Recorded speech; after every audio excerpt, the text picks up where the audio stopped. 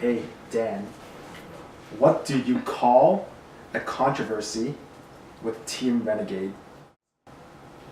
I have no idea. It's a renegade. That's a perfect intro. Okay, stop laughing. Alright. Okay, as most of you know, the ban hammer has been dropped on 3 LCS teams. Team Impulse being one of them, but we're not really going to talk about them because they're the least interesting one. Okay, 2 LCS teams. Two LCS teams. I want to talk about Impulse. We'll talk about it later. Okay. So, Renegades got the ban hammer, and TDK got the ban hammer. I guess, TDK's in CS, so it doesn't really matter.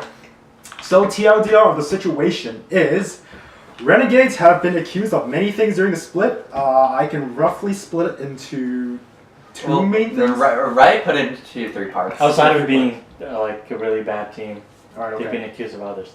Okay, yeah. So the first part is Renegades is, I think, co-founded or co-owned by Chris Badawi. No. He is originally. Okay. Well, the problem wasn't that he was an owner because he's not allowed to be an owner, but he was written in to gain like half ownership once his ban went up in like a year or whatever. And according to Riot's interpretation of their own rules, this was not okay. It's bad. So a little bit of background is, I don't know, Chris got into problems with Riot, and he got banned from owning an LCS team for X amount of time. I think 2 years. 2 years. So he basically shifted total ownership over to Monte Cristo, or Christopher Monte Cristo Michaels. And just call him Monty. Yeah, just call him Monty. And the idea was like he would get reinstated after his ban was over, but there was apparently, according to Riot, there was proof that he was still having 50% of ownership or something, as Zisha mentioned earlier. He would have gained the profits, 50% of the profits. Basically, this was a loophole around Riot's. Yeah. They're like, the agreement was, hey, you can't have ownership, but you can have ownership once you get unbanned into Riot. That's like, what was their wording? It was like any future ownership. Yeah. Is also counts towards what's it called? being associated with the team, and we can't have that. Yeah. So that was what they said was wrong with that part. So now Chris Badawi has been permabanned or banned indefinite. Is it? No. Chris Badawi is permabanned. Yeah, and Monty is 1 year banned. The TDK ownership is banned indefinitely. Pending first possible review or whatever it's called in 2019. Monty has been banned from owning a team for a year. Yep. But that doesn't affect his casting, and they were like super clear that wouldn't affect his casting because of the shitstorm. Yep. All right, and so the other thing was there are allegations that apparently Renegades didn't treat their players very well, and there were workplace hazards. Yeah, they said, what was their exact wording? Do you remember? There were just workplace hazards, but then a lot of players came up and said, yo, that's BS, man. Okay, well, the exact wording is important because the way they had said it, they were could have meant things that extended like as far as just being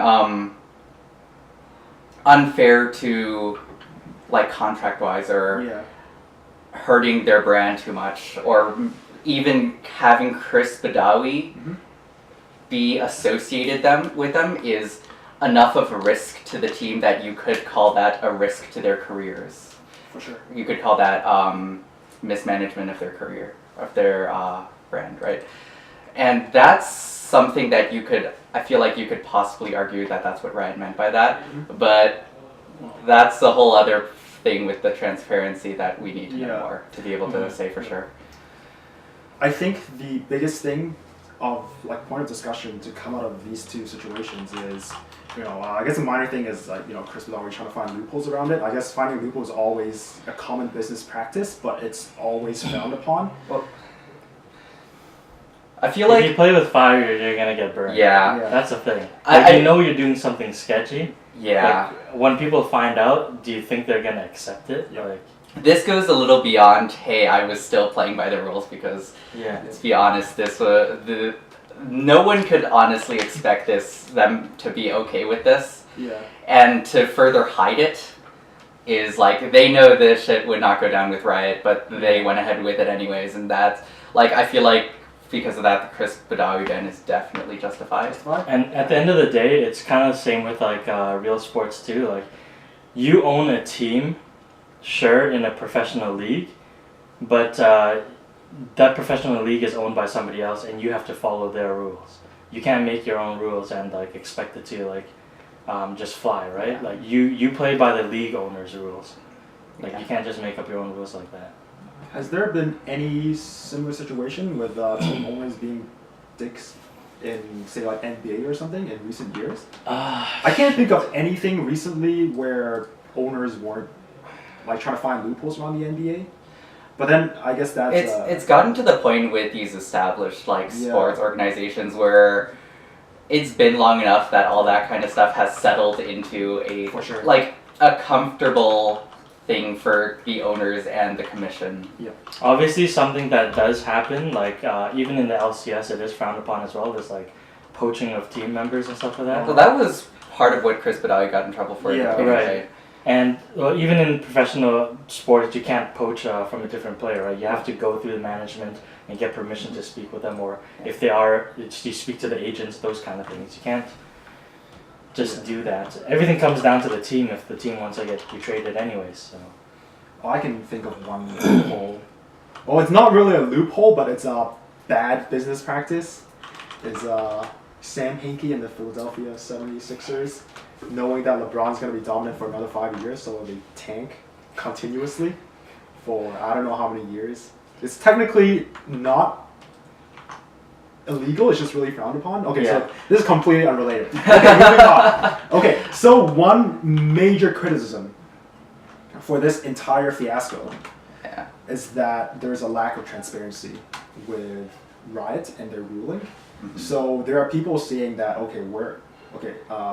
we have no solid proof, and we do not understand which situation they're talking about, which would lead to this result. We don't see any workplace hazard. We're only left to guess or make assumptions, and this is not just for like plebs like us. It's for the players, and it's for the actual team itself. Right. So the biggest part is Monty going on like having his angry rants about Riot not telling him anything either. That's the biggest part. It's like, if Monty can come out and say that he was never told anything about this, and Riot doesn't have anything to support themselves, it's a point in transparency that if they don't improve on it, it becomes troublesome for people in the league, for people thinking to invest in the league. It's definitely something that is troublesome, and at the end of the day, like, we're looking at the esports league as something that's it's a fairly new thing. Like, I don't know any other game that has a structured league like the LCS. So they're, I guess, what do you call it, pioneers in this thing. Yeah. And because of that, they are gonna make mistakes. They don't know the proper ways to do things. But I guess when it comes to investors that are coming in, you have guys from other people investing, like Shaq, Ava. People are saying, hey, Mark Cuban's wanted a team for a while. Exactly. There's been a bunch of opportunities for him to get in. And then people are saying, hey, does Mark Cuban really want to get in a scene that's so obviously dominated by Riot if he finds issue with anything Riot does? Because... But the thing is, like... It's troublesome. If he comes into the scene as well, too, he can also be... somebody that can help the league get better as too, because he's experienced. He's in a sport that has been around for decades. So when he sees flaws in the system and everything, he can talk about that, because also as a team owner, you also want to protect your brand and everything as well too. Like, and there has to be medium ground eventually. Yeah. Like, it can't just be like their say and it's like gray, everything is gray. It has to be black and white. So if they don't know how to do that, an experienced guy like Mark Cuban, or you have the Shaqs and everything, they can help. The problem is, I feel like anybody who comes in and becomes part of LCS ownership, LCS team ownership, isn't going to talk out against Riot. because they've shown that they can potentially do a lot of things without the transparency that they need, right? That's true. So it has to be. So it can't be owners, and Riot themselves is not going to do it because, let's be fair, this is the easiest way for Riot themselves. So it has to come from outside. It has to come from. I'm gonna cut you off right there and say, okay, I understand that you do not know who Mark Cuban is. Well, you know who Mark Cuban is, but Mark Cuban is the one guy in the universe who will call Riot out. Yeah. And not blink twice. Yeah, Monty's been calling Riot out too. Riot hasn't said a word. Riot hasn't needed to say a word. Monty is dirt cheap and he's making a stupid comment. Mark Cuban's a billion. Oh, okay. I guess you haven't been following basketball. But No. I know who Mark Cuban is. Do you really think Mark Cuban is going to put so much money into League that Riot's going to literally suck his dick? I could imagine that. No, Mark Cuban is not going to put such a large investment into League. If Mark Cuban does put such a large investment into League that he has Riot in his hands, that's a different problem. Riot. If anything, like if Riot he was to do it, he could buy Riot out if he wanted to. Like No. Probably. Okay. Oh, I'm not or gonna at least lie. a good I'm not gonna lie. portion of No. it. I could imagine if Mark Cuban owned an LCS team, he would get his ass fined by Nick Allen if he was still around so much. Actually, you know what? One of the things that people were accusing Riot of is they were accusing Riot of trying to drive Chris Badagi out of the scene, partly because he had connections to people who could force stuff like player unions and stuff that Riot didn't like. That was one of the accusations, conspiracy accusations, that a lot of people had. And it's like, you can say, yeah, it's a conspiracy accusation, but you can also say, well, honestly, Riot can do a lot of things because they have this control and they don't need the transparency. Like, honestly, if Mark Cuban said all this shit about Riot, what would happen? Riot would be like, hey, Mark Cuban, you're fine, you're banned from something, and we won't have to tell you why. And then Mark Cuban's like, no, this is bullshit. I'm gonna sue you. And then Riot will be like, but we have these fucking arbitration clauses, you can't sue us, And then Mark Cuban leaves the scene. Mark Cuban doesn't give a shit because he's rich, and Riot continues on. That's how it would work. I don't think Mark Cuban's not gonna. that. He's not gonna take. He's not gonna take it up the ass. He's not gonna bend over. A very viable scenario, but. What is Mark Cuban screaming going to do? Huh? What do you think Mark Cuban screaming about this is going to do? Didn't he have this bitch fight with the Clippers? No, with DeAndre Jordan. Oh no, not even that. Who's the previous commissioner? David Sterling. Yeah, David Sterling.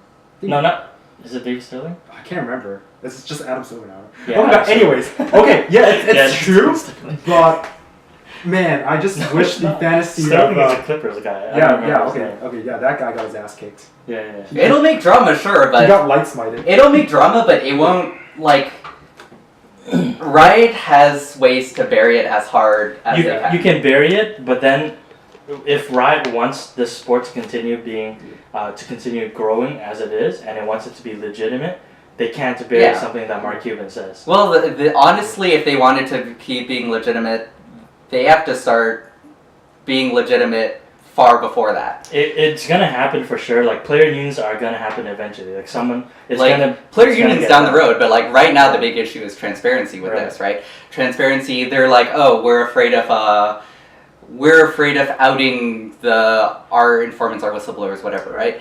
But there are ways to be more transparent than absolutely not without giving up your sources. Alright, okay, so right now in terms of transparency, if we could do this situation all over again and we had more transparency, what would you see differently and what would you hope that this situation would turn into? It doesn't even need more specifics. I think first of all, it needs things to support their claims. Okay. Not even anything too specific, because that would definitely out people, and that's what they've been saying they don't want to do. But even general, do you remember when Jensen was getting unbanned and all these other people, and they had general stats supporting their argument. Okay. They're like, hey, we've observed these kinds of things. We've observed this, this, and this. like being toxic. And that was one of the times that the community really applauded Riot for being transparent, for saying the things that they needed to say, to have evidence, right? So it doesn't even have to be like, oh, this guy said he wasn't getting paid, or who isn't getting paid, or who's getting shit on, or whatever, right? It can just be like, it's hard to say because we know nothing, but some sort of evidence, a little bit more. Do you think a mediator would help?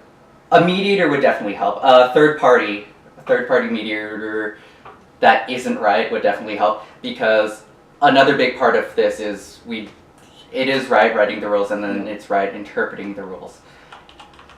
And that makes for situations where Monty's like, I didn't mistreat my players, and then Riot could potentially be like, that's not what we meant by that.